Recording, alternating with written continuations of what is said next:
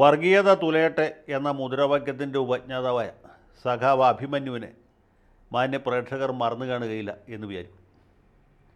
Campus front പ്രവർത്തകർ Maharajas college വളപ്പിൽ കുത്തിക്കൊന്ന സഖാവ് അഭിമന്യുവിൻ്റെ കേസ് വിചാരണ ഏതാണ്ട് 6.5 കൊല്ലമായിട്ടും എറണാകുളം സെഷൻസ് കോടതിയിൽ ആരംഭിച്ചിട്ടില്ല. അപ്പോൾ ഇത് പാർട്ടിക്കാരുടെ ഇടയിൽ, പ്രത്യേകിച്ച് വിദ്യാർത്ഥി യുവജന വിഭാഗക്കാരുടെ ഇടയിൽ വലിയൊരു മനസ്താപം ഉണ്ടാക്കിയിട്ടുണ്ട്. മാത്രമല്ല, പാർട്ടിക്കാർ മറന്നാലും SFIക്കാരും DYFIക്കാരും മറന്നാലും അഭിമന്യുവിൻ്റെ മാതാപിതാക്കൾ അദ്ദേഹത്തെ മറക്കാൻ തയ്യാറായിട്ടില്ല. അഭിമന്യുവിൻ്റെ അമ്മ ഹൈക്കോടതി മുമ്പാകെ റിട്ട് ഹർജി ബോധിപ്പിച്ചിരിക്കുകയാണ്. ഈ കേസിൻ്റെ വിചാരണ പെട്ടെന്ന് തുടങ്ങണം എന്നാവശ്യപ്പെട്ടു. കേസിലെ പ്രതികളെ എല്ലാവരും തന്നെ പോലീസ് അറസ്റ്റ് ചെയ്തിട്ടുണ്ട്. പലരും പിടികൊടുക്കാതെ ഒളിവിൽ കഴിഞ്ഞു. എല്ലാവരെയും അറസ്റ്റ് ചെയ്തു. ഏറെക്കുറെ എല്ലാവരും തന്നെ ജാമ്യത്തിൽ ഇറങ്ങി നെഞ്ചും പിരിച്ച് നടക്കുകയാണ്. സാക്ഷികളാണെങ്കിൽ പലരും ജോലി കിട്ടിയും അല്ലെങ്കിൽ വിദേശത്തേക്ക് പോകാൻ വിസ കിട്ടിയൊക്കെ നാട് വിട്ടുപോയി. ഇപ്പോൾ കുറച്ച് സാക്ഷികളൊക്കെ ബാക്കിയുള്ളവരെ തിരിച്ചു കൂട്ടണം, ഇനി മൊഴി കൊടുക്കണം. അതിനിടയ്ക്ക് കേസിൻ്റെ ഫയൽ ജില്ലാ കോടതിയിൽ നിന്ന് കാണാതെ പോയി. അതെങ്ങനെ പോയിന്ന് ആർക്കും അറിയില്ല. ചാത്തൻ സേവയാണോ അതും ഇനി തീവ്രവാദ സംഘടനക്കാർ ഏതെങ്കിലും വിധത്തിൽ അവിടെ നിന്ന് എടുത്തു മാറ്റിയതാണോ എന്നറിയില്ല. ഹൈക്കോടതിയുടെ അനുവാദത്തോടെ ഈ ഫയൽ റീകൺസ്ട്രക്ട് ചെയ്ത് വിചാരണ തുടങ്ങാനാണ് ഇപ്പോൾ പുതിയ പരിപാടി. ഇതുമായി ബന്ധപ്പെട്ട് ഏതെങ്കിലും ജീവനക്കാരെ സസ്പെൻഡ് ചെയ്യുകയോ അറസ്റ്റ് ചെയ്യുകയോ അവർ ജോലിയിൽ നിന്ന് പിരിച്ചുവിടുകയോ ചെയ്തിട്ട് നമുക്കറിയില്ല. ഇതൊക്കെ ചെയ്യേണ്ടത് സർക്കാരാണ്, കോടതിയാണ്. ആ വഴിക്കൊന്നും ഒരു ശ്രമവും നടന്നതായിട്ടറിയില്ല. അങ്ങനെ ആര്യ കഞ്ഞി പഴങ്കഞ്ഞി എന്ന രീതിയിൽ ഈ കേസിൻ്റെ വിചാരണ മുമ്പോട്ട് പോകുമ്പോഴാണ് പാർട്ടി സംസ്ഥാന കമ്മിറ്റി ഇടപെട്ട് കേസിൻ്റെ തുടർ നടപടികൾ ഊർജിതമാക്കാനും പ്രതികൾക്ക് കൃത്യമായി ശിക്ഷ വാങ്ങിച്ചു കൊടുക്കാനും ഒരു തീരുമാനം എടുത്തിരിക്കും. പാർട്ടി തീരുമാനമില്ലാത്തതുകൊണ്ടാണ് ഇതുവരെ മന്ദഗതിയിൽ നീങ്ങിയത് എന്ന് വേണം മനസ്സിലാക്കാൻ. അതിൻ്റെ ഉത്തരവാദിത്വം നമ്മുടെ വിപ്ലവ തീപ്പന്തവും പാർട്ടി സംസ്ഥാന സെക്രട്ടേറിയറ്റ് അംഗവും പ്രമുഖ ദാർശനികനും ചിന്തകനും സത്യാനന്തര ചരിത്ര വിശാരദനുമായിട്ടുള്ള സഖാവ് M. സ്വരാജിനെ ഏൽപ്പിച്ചിരിക്കുകയാണ്.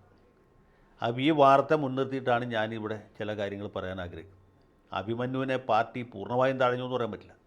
അഭിമന്യു മരിച്ചപ്പോൾ ഒരുപാട് പേര് വിങ്ങിപ്പൊട്ടുകയും വർഗീയത തുലയട്ടെ എന്ന് ഇടർന്ന ശബ്ദത്തിൽ പറയിച്ചു. മഹാരാജാസ് കോളേജിൽ പൊതുസമൂഹത്തിലൊക്കെ വലിയ വികാര പ്രകടനങ്ങളുണ്ട്. ഈ കൊലപാതകികൾ ഏത് പാർട്ടിക്കാരാണെന്ന് പറയാതെ വെറുതെ വർഗീയത തുലയട്ടെ എന്ന് പറയും. മഹാരാജാസ് കോളേജിൻ്റെ ഭിത്തിയിലൊക്കെ വലിയ അക്ഷരത്തിൽ എഴുതി വെച്ചിട്ടുണ്ട്, വർഗീയത തുലയട്ടെ, അഭിമന്യുവിൻ്റെ ക്യാമ്പസിലേക്ക് സ്വാഗതം.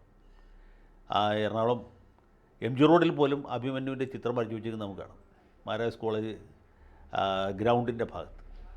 അങ്ങനെ അഭിമന്യു ഒരു മിത്തായിട്ട് ലെജൻഡായിട്ട് മാറി. അഭിമന്യുവിൻ്റെ പേര് പറഞ്ഞ് പാർട്ടി വലിയ പിരിവ് നടത്തി. എറണാകുളം ജില്ല കേന്ദ്രീകരിച്ച് ഒരു ഞായറാഴ്ച എല്ലാ വീടുകളിലും ഇവർ ബക്കറ്റുമായിട്ട് വന്നു. 3 കോടിയോളം രൂപ പിരിച്ചു. അതിൽ ചെറിയൊരു ഭാഗം കൊണ്ട് അഭിമന്യുവിനൊരു വീട് പണിച്ചു കൊടുത്തു. അഭിമന്യുവിൻ്റെ സഹോദരിയുടെ വിവാഹം നടത്തി. അത് കഴിഞ്ഞ് ബാക്കി സംഖ്യ കൊണ്ട് പാർട്ടി എറണാകുളത്ത് ലിസി ആശുപത്രിയുടെ ഭാഗത്ത് മനോഹരമായ ഒരു സ്മാരകം പണിയിച്ചു. അത് പണിയിച്ചപ്പോൾ SFIയുടെ ഒരു ആസ്ഥാന മന്ദിരവും ഗവേഷണ കേന്ദ്രവുമായിട്ട് മാറ്റുമെന്നായിരുന്നു പ്രഖ്യാപനം. പക്ഷേ അവിടെ ഒരു ഗവേഷണവും നടക്കുന്നില്ല. ഇനി ഗവർണറെ വഴിയിൽ തടയുന്നത് എങ്ങനെയെന്നോ അല്ലെങ്കിൽ പരീക്ഷ എഴുതാതെ പാസ്സാകുന്നത് എങ്ങനെയെന്നോ BComന് തോറ്റവൻ MComന് ചേരേണ്ടത് എങ്ങനെ എന്നുള്ളതിനെക്കുറിച്ച് വല്ല ഗവേഷണം നടക്കേണ്ടത് നമുക്കറിയില്ല. അതിനപ്പുറത്തൊന്നും നടക്കുന്നില്ല. ഏത് മാത്രമല്ല, അതിൻ്റെ ഒരു ഭാഗം ഒരു സഹകരണ ബാങ്കിന് വാടകയ്ക്ക് കൊടുത്ത് പാർട്ടി അതിൽ നിന്നൊരു വരുമാനം ഉണ്ടാക്കാനും കൂടി തുടങ്ങിയിരിക്കും. ഈ വരുമാനം പാർട്ടി ഉപയോഗിക്കുകയാണ്, അല്ലാണ്ട് അഭിമന്യുവിൻ്റെ കുടുംബങ്ങൾക്കൊന്നും കൊടുക്കുന്നില്ല. അപ്പോൾ ഇങ്ങനെ ഒരു പരിണതിയിലേക്ക് പോയിരിക്കുന്നു. ഇതൊക്കെ പത്രത്തിൽ വരുന്നു. എറണാകുളം ജില്ലാ കമ്മിറ്റിയുടെ ഭാഗത്ത് വലിയ ഉദാസീനത ഉണ്ടായിട്ടുണ്ട് എന്ന് സ്റ്റേറ്റ് കമ്മിറ്റി സഖാക്കൾക്ക് ഇപ്പോൾ തോന്നിയിരിക്കുകയാണ്. SFIയിൽ കൂടി ഉയർന്നു വന്ന വേറൊരു ധീര വിപ്ലവകാരിയാണ് എറണാകുളം ജില്ലയെ പ്രതികരിച്ച് കേരളത്തിൻ്റെ ക്യാബിനറ്റിലുള്ളത് സഖാവ് P. രാജീവ്. പിന്നെ SFI സംസ്ഥാന പ്രസിഡൻ്റായിരുന്ന സെക്രട്ടറി ആയിരുന്ന ആളാണ് നമ്മുടെ സ്വരാജ്. ഇവർക്ക് എറണാകുളം ജില്ലക്കാരാണ്. പിന്നെ DYFIയുടെ സംസ്ഥാന സെക്രട്ടറി ആയിരുന്ന ആളാണ് എറണാകുളം ജില്ലാ സെക്രട്ടറി സഖാവ് മോഹനൻ. അപ്പോൾ ഇങ്ങനെയുള്ള യുവജന രംഗത്ത് നിന്ന്, വിദ്യാർത്ഥി രംഗത്ത് നിന്ന് ഉയർന്നു വന്ന നേതാക്കന്മാരുണ്ടായിട്ട് പോലും അഭിമന്യുവിൻ്റെ കേസിൻ്റെ കാര്യത്തിൽ വലിയ ഉദാസീനത ഉണ്ടായി എന്നൊരു വിമർശനം പാർട്ടിക്കാരുടെ ഇടയിലുണ്ട്, നാട്ടുകാരുടെ ഇടയിലുണ്ട്. അത് പരിഹരിക്കാൻ വേണ്ടിയിട്ടാണ് ഇപ്പോൾ കമ്മിറ്റി കൂടിയിട്ട് സ്വരാജിനെ ചുമതല ഏൽപ്പിച്ചിരിക്കുന്നത്. സ്വരാജ് LLB-കാരനാണ്. അഭിഭാഷകനായിട്ട് കോടതി പോയിട്ടുണ്ടോയെന്ന് അറിയില്ല. ഏതായാലും അഡ്വക്കേറ്റ് M. സ്വരാജ് എന്നാണ് പുള്ളി തെരഞ്ഞെടുപ്പിന് മത്സരിക്കുമ്പോൾ ഭിത്തിയിൽ എഴുതി വെക്കുന്നത്. അങ്ങനെ ഭിത്തിയിലെങ്കിലും അഡ്വക്കേറ്റായിരിക്കുന്ന അദ്ദേഹം ഇനി കേസിൻ്റെ നാൾ വഴികൾ പരിശോധിക്കുമെന്നും ഇതിൽ ഉചിതമായ തീരുമാനം എടുക്കും എന്ന് നമുക്ക് വിചാരിക്കാം. അപ്പോൾ പ്രതികളെല്ലാവരും ശിക്ഷിക്കും. എല്ലാവർക്കും സർക്കാരിൻ്റെ ആതിഥ്യം അനുഭവിച്ച് ഇനിയുള്ള കാലം കഴിയാനുള്ള സാഹചര്യം ഉണ്ടാകും എന്ന് നമുക്ക് പ്രതീക്ഷിക്കാം. ഇത് പറയുമ്പോൾ ഒരു കാര്യം കൂടി പറയാനുണ്ട്. 2018 ജൂലൈ 2 തീയതിയാണ് അഭിമന്യുവിനെ ക്യാമ്പസ് ഫ്രണ്ടുകാർ കുത്തിക്കൊന്നത്.